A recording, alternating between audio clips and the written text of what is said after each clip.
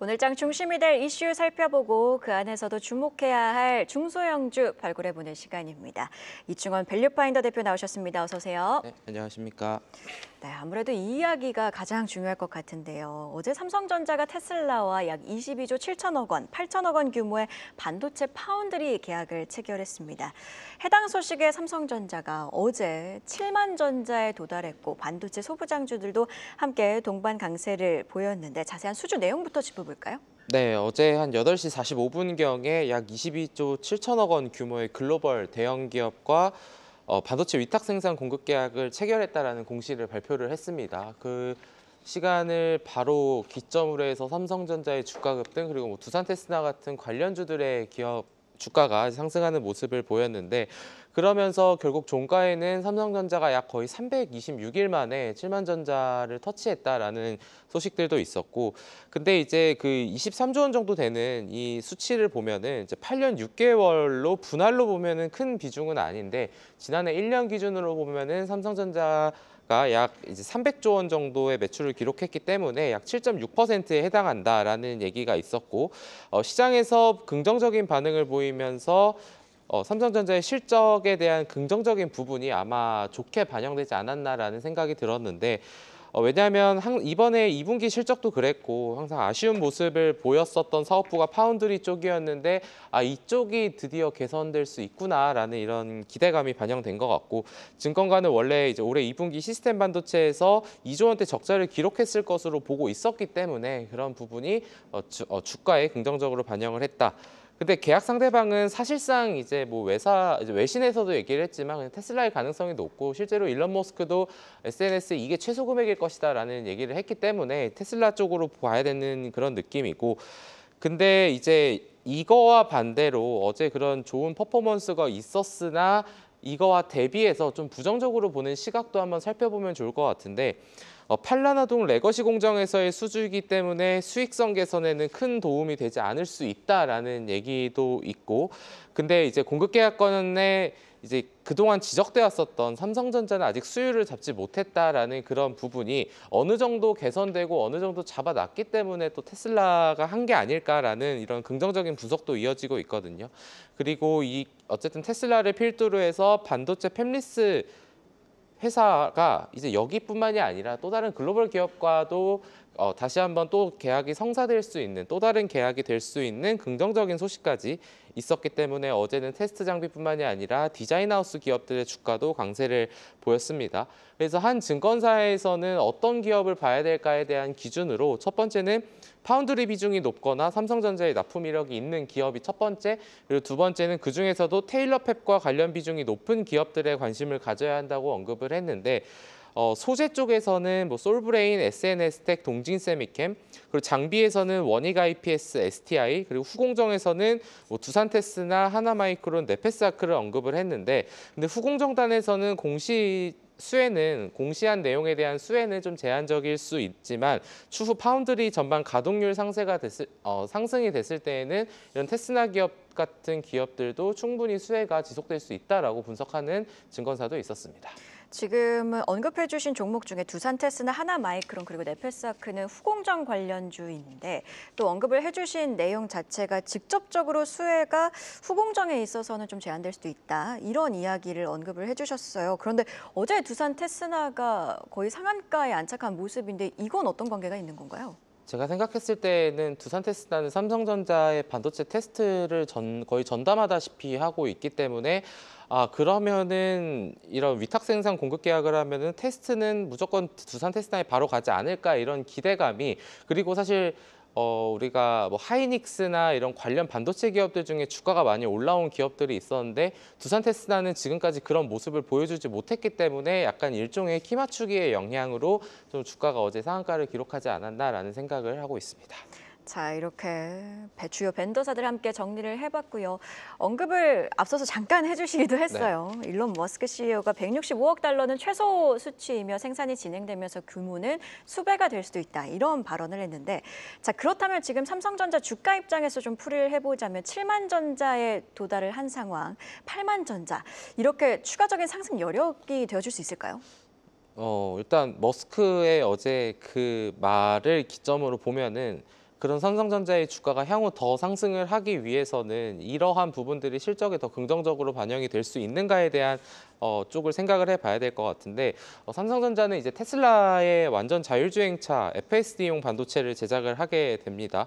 그리고 테슬라가 제작하는 이런 도조3 제작도 삼성전자가 맡게 되지 않을까 이제 이런 얘기들이 있는 상황이고 머스크는 또 전일 SNS에 삼성전자 텍사스 신규 공장은 테슬라의 차세대 AI6 칩 생산에 돌입할 예정이고 이 공장의 전략적 중요성은 굉장히 강조하는 그런 글을 올렸습니다.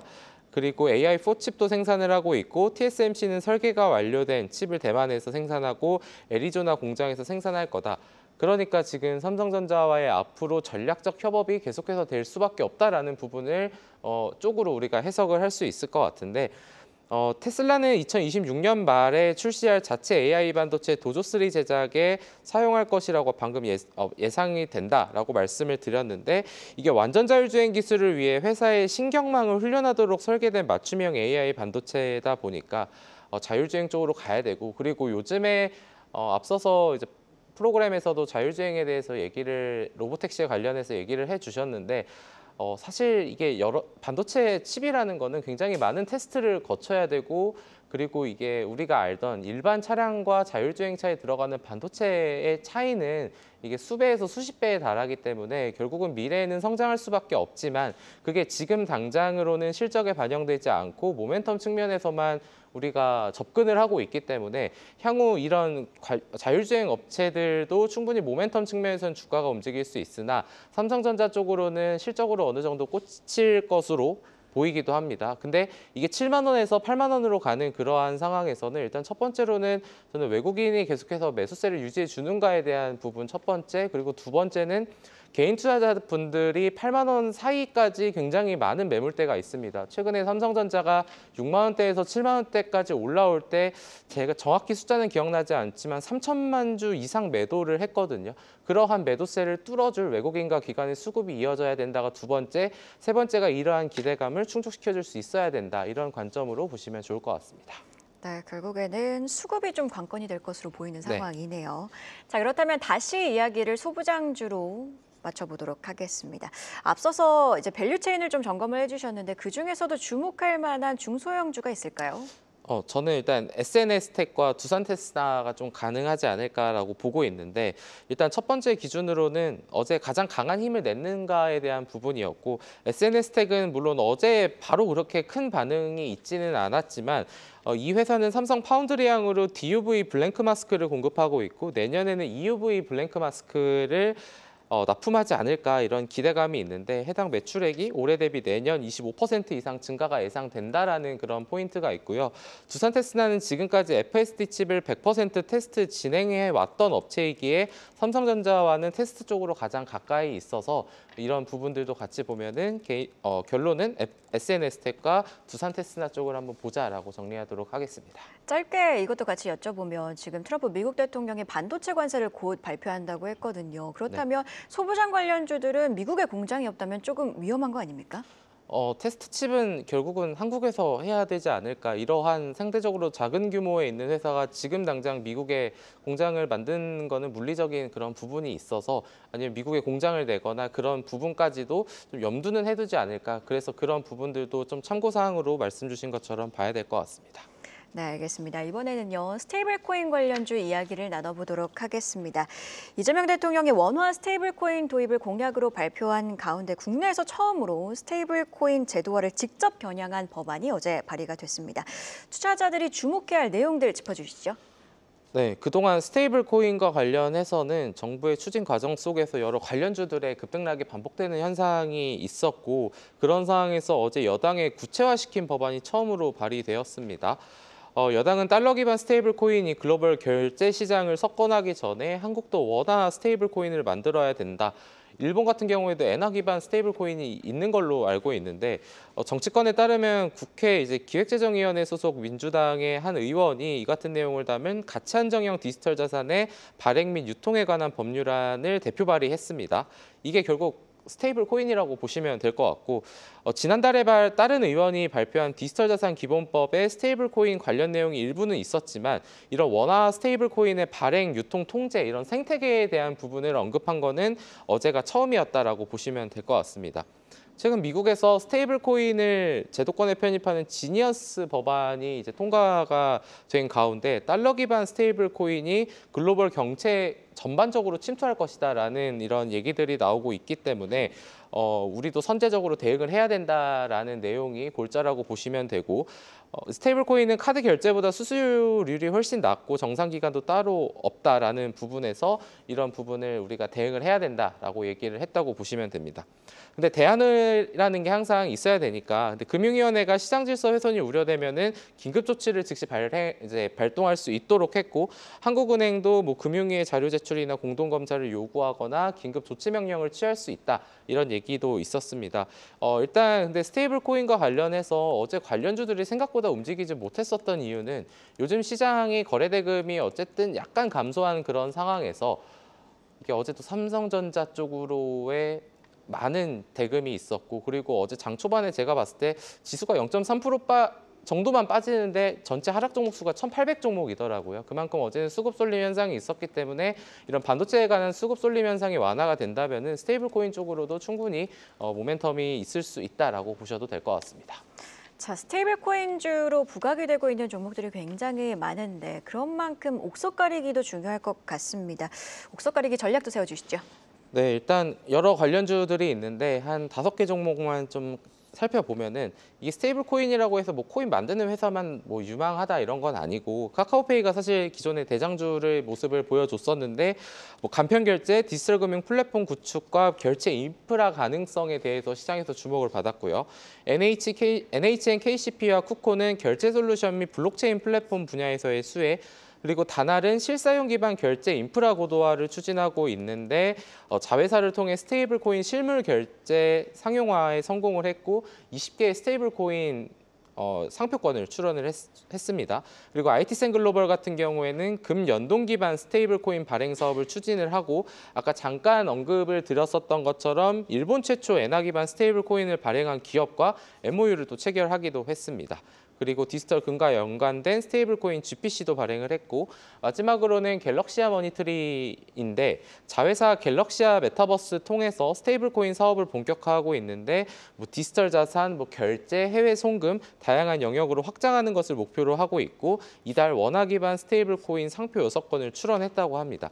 사실 개인적으로 제가 뭐 스테이블 코인이나 이쪽에 전문가는 아니지만 그래도 어느 정도 시가총액에 대한 규모가 있고 그리고 어느 정도 네임드가 있는 기업들이 상대적으로 오르는 건 덜 오를지는 몰라도 약간은 좀 확실하게 잡고 갈 수 있는 종목들이지 않을까라는 관점에서 일단 크게 보면은 이런 6종목 정도로 보시면 좋지 않을까 그렇게 말씀드리겠습니다. 네, 옥석 가리기 기준과 함께 기업들을 나열을 해주셨는데 그렇다면 앞서 언급해주신 종목 중에 토픽도 한번 뽑아볼까요? 네, 이게 그동안에는 기대감에 올랐고 그리고 뭐 상표권 출원한다 그러면 주가 올랐고 이제 이랬던 상황에서 실질적으로 정치권에서 법안 발의가 나오는 정도에 이르면은 이제 현실화에 대한 부분을 생각을 해봐야 되는데 앞서 언급해드린 내용에 제 개인적인 부분을 좀 넣어서 필터링을 생각을 해봤는데 첫 번째는 이러한 스테이블 코인이 얘기가 나오면서 일단 주가가 2배 이상 오른 기업 중에 최근 고점 대비해서 20% 이내로 조정을 받은 기업을 교집합을 걸어보면 2개가 있더라고요. 그중에 하나가 NHN KCP였고 두 번째가 다날이었습니다. 왜냐하면은 같이 올라갔는데 누구는 덜 떨어지고 누구는 더 떨어졌다라는 관점에서 보면은 덜 하락한 기업 같은 경우에는 어쨌든 그쪽에는 상대적으로 수급적인 이슈가 있다라고 우리가 해석을 할 수 있을 것 같거든요. 물론 제가 말씀드린 이 두 종목 외에 다른 종목들이 향후에 더 하락을 했기 때문에 더 빠른 반등이 나올 수 있다라는 거는 배제할 수 없지만 어찌됐든 이 두 가지의 관점에서 보면은 NHN KCP와 다날 쪽으로 한번 살펴보셔도 좋을 것 같습니다. 사실 스테이블 코인과 관련해서는 이제 테마다 이런 이야기들이 많았는데 대표님께서는 테마라고 아직도 테마라고 보시는지 아니면 지금은 좀 기반이 만들어서 하나의 어떻게 보면 정말 유망한 업종이라고 보시는지 궁금하네요. 사실 생각해 보면은 암호화폐인 비트코인도 다 그랬었고, 이제 이런 스테이블 코인 같은 경우에도 정치권에서 도입이 되고 있는 그러한 상황이고, 지금 미국에서는 비트코인을 뭔가 연금 쪽으로도 투자할 수 있도록 이런 계속해서 제도가 바뀌면은 그 시장은 저는 형성되기 마련이라고 생각을 하기 때문에, 스테이블 코인 같은 경우에도 결국은 지금 국회의원이 나서서 법안을 발의하고 있는 이런 생태계가 구축되어 가고 있는 단계다 보니까 테마성이 없다고는 할 수는 없지만 어찌됐든 언젠가는 개화될 시장이니까 그런 부분은 좀 인정하고 살펴보는 것도 되지 않을까라고 정리하도록 하겠습니다. 네, 지금까지 밸류파인더 이충원 대표와 함께 이슈 체크해보고 그 안에서도 주목해볼 만한 중소형주 함께 발굴해봤습니다. 고맙습니다. 감사합니다. 계속해서 다양한 경제 이슈를 알고 싶다면 구독과 좋아요, 알림 설정 부탁드립니다.